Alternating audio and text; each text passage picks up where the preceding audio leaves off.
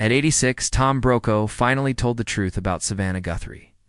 And what he revealed about her mother may change the way people see this entire disappearance. It was Monday night. It's February 9th, 2026. The 5 p.m. ransom deadline in Tucson had come and gone 4 hours earlier. No wallet address arrived. No proof of life photo. No new message, at least. None made public. The silence felt overwhelming. And in the middle of that silence, something unexpected happened. Tom Brokaw, the voice that defined network news for a generation. The man who anchored NBC nightly news through wars, elections, 9/11s, and decades of history, broke a long personal silence. He did not do it on television. He did not give an interview. He did not write an op-ed. Instead, he spoke quietly to 8 former colleagues and longtime friends gathered in his New York home. No press, no cameras. Just coffee, chairs in a circle, and Brokaw still sharp, still deliberate, finally saying what he had carried for years. One of the 8 called later that evening and shared what was said. Brokaw began without preamble. He said he had known Savannah since she was new at 30 Rock, around 30 or 31 years old, hungry, polished, polite. But he noticed something else immediately. She carried her mother with her like a second heartbeat, not sentimentally, but structurally, as if her mother were still in the control booth directing her every move. Nancy Guthrie, he said, did not raise 3 children after her husband died by being soft. She raised them by being unbreakable and demanded the same from them, not cruelty necessity. She believed the world punished weakness, so she made sure her children never showed any. Savannah learned that lesson deeply and early.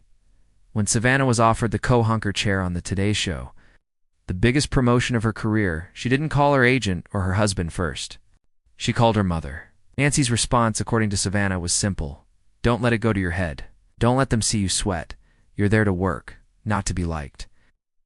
Savannah told that story with pride. In their world, approval was granted for discipline, not emotion. Love was proven through performance, not need. Brokaw said that what people are seeing now, the structured statements, the calm delivery, the precise phrasing is not instinct, it is training. Savannah is executing choreography she learned as a child. Never show panic, never show desperation, never lose control. Control was the currency that bought her mother's respect. When she said we will pay in her February 7th plea, Brokaw felt something shift. Not because the words were wrong, but because of how she delivered them. Number, tremor, no visible anguish, just clarity and resolve. It sounded less like a desperate daughter and more like a commander issuing final terms.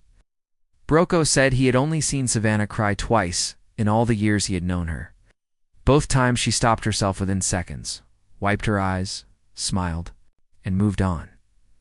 That, he said, is conditioning. And right now, that conditioning is both what is keeping her upright and what may eventually crush her. He asked those in the room to consider the timeline. The disappearance on February 1st. The sheriff's press conference. The ransom notes circulating. Days of silence from Savannah. Then finally, a carefully structured video released late Wednesday evening. That delay, he said, was not accidental.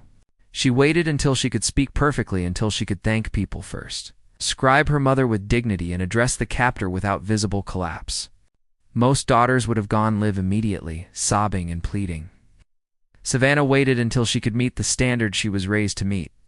Brokaw described how years earlier, during a professional crisis, Savannah had confided that she called her mother and was told simply to fix it and not wallow. She wasn't seeking comfort. She was reporting progress. That, he said, is who is standing in front of cameras now, someone negotiating unimaginable fear while still trying to meet an internal standard set decades ago. When asked what would happen if Nancy did not come home, Brokaw said Savannah would not collapse publicly. She would thank everyone. She would speak clearly. She would return to work. And she would carry the verdict inside herself forever that she failed the final assignment. But if Nancy does come home, he hopes someone finally tells Savannah she doesn't have to earn love through invincibility, that she never had to. that she was enough all along. Brokaw asked the group not to turn his words into headlines yet. Let the search continue. Let the investigation breathe. But when this chapter closes, someone needs to tell the human story. Story of a daughter who has spent 46 years trying to be unbreakable for the woman who taught her breaking was not allowed.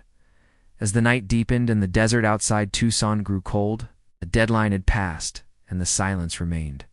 But somewhere in that silence, a daughter was still listening for her mother's voice, the voice that shaped her strength, her restraint, her relentless composure. Brokaw said aloud what he had watched for years. Savannah is not only fighting to bring her mother home. She is fighting to preserve the only version of love she has ever known. And when Nancy walks through that door, he hopes she tells her daughter the words she has waited a lifetime to hear.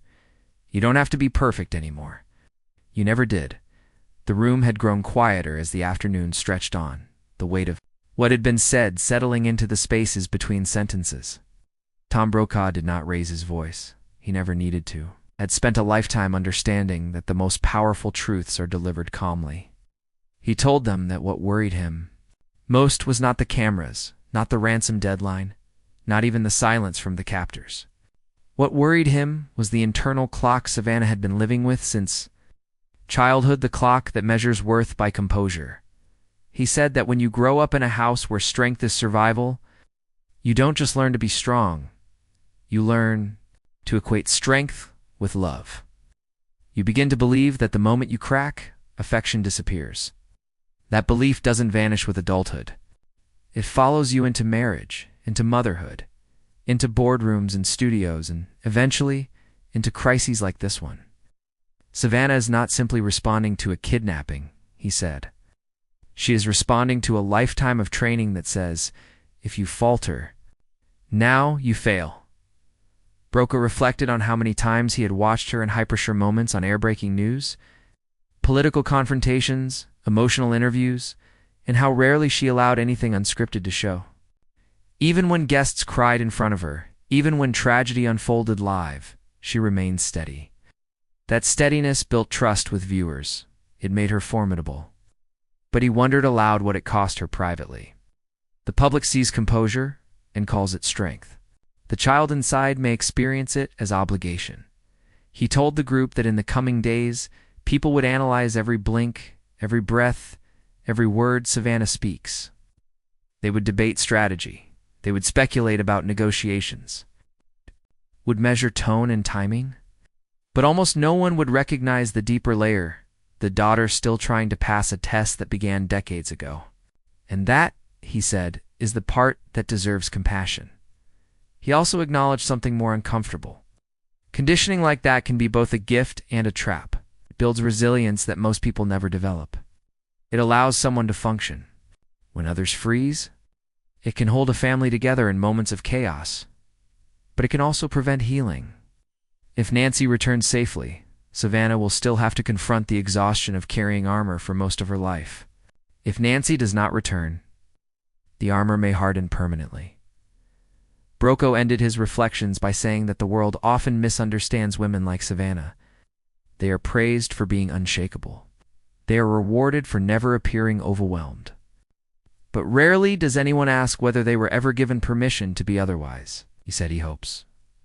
When this chapter ends, the public offers her something different. Not admiration for her composure, but grace for her humanity. As the evening closed in, and the 8 guests prepared to leave, there was no grand conclusion, no dramatic final statement. Just a shared understanding that behind the headlines and deadlines is a deeply human story about a daughter and a mother, about expectation and identity, about strength and the cost of maintaining it. The search will continue. Investigators will work. Statements may come and go. Beneath it all is something quieter and more enduring. A woman who has spent her life proving she can handle anything.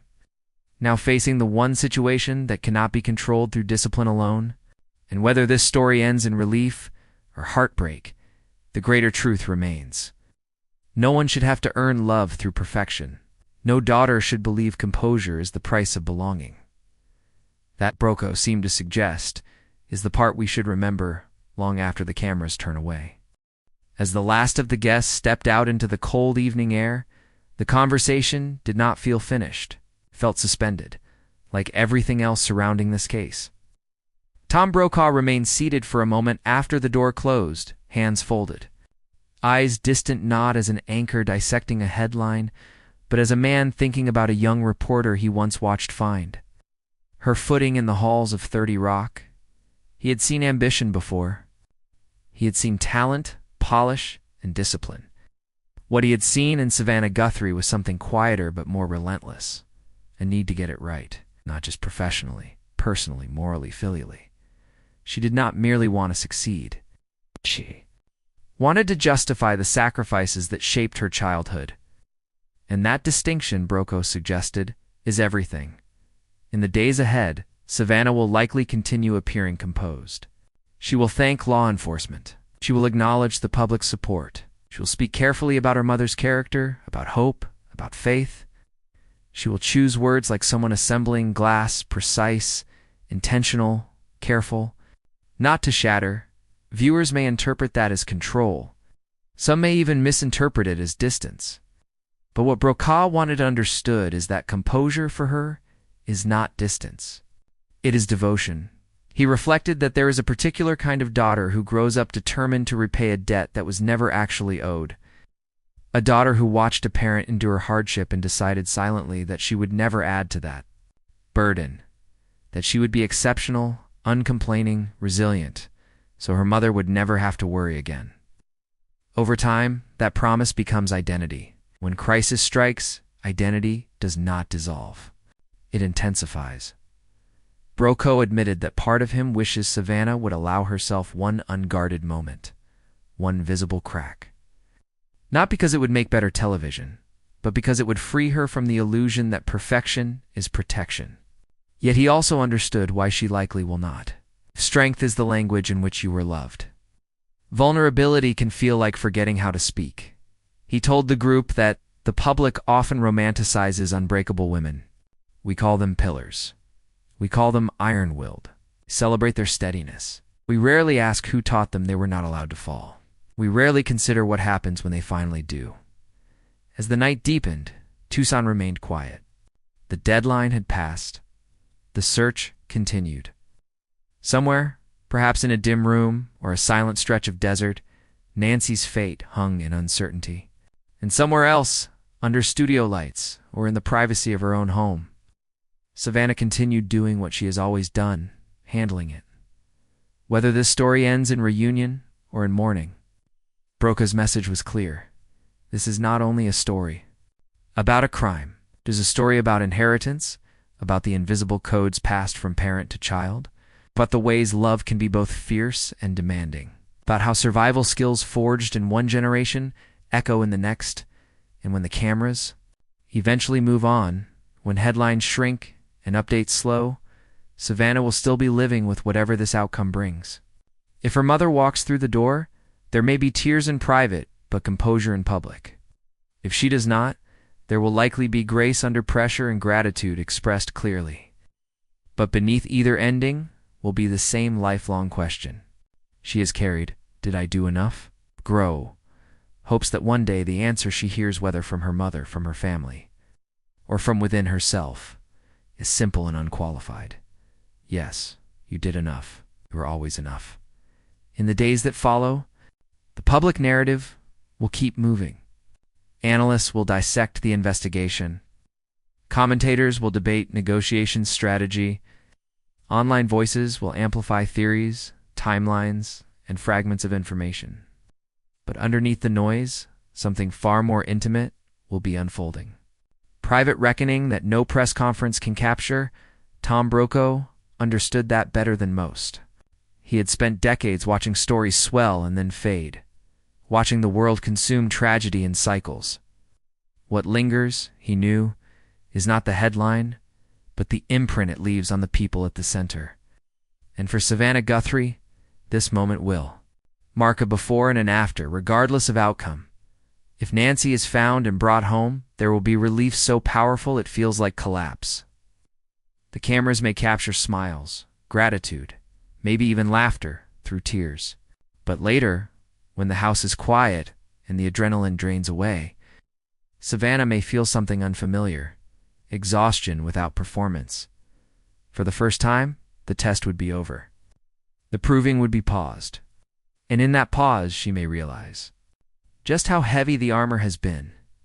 If the outcome is darker, the world will watch her speak with dignity. She will thank investigators. She will honor her mother's strength. She will hold her children close. And people will say she is remarkable, strong, inspiring.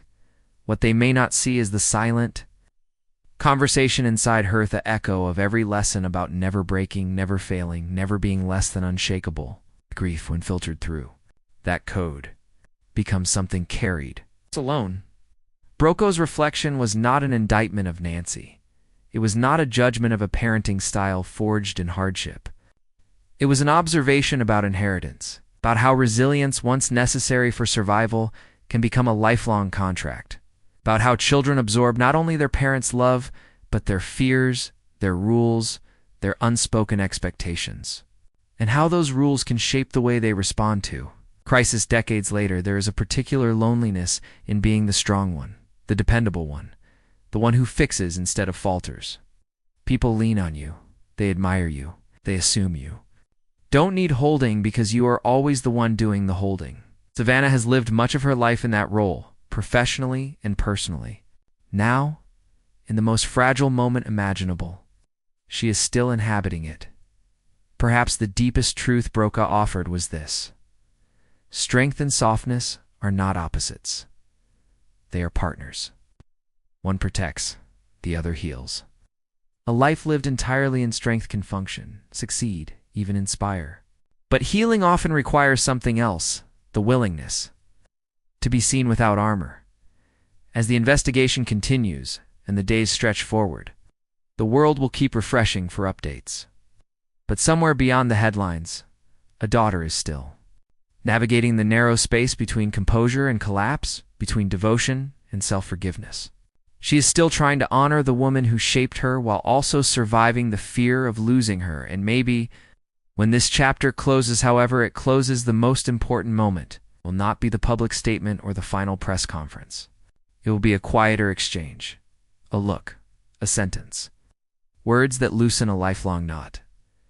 You don't have to earn this. You never did. You can rest now.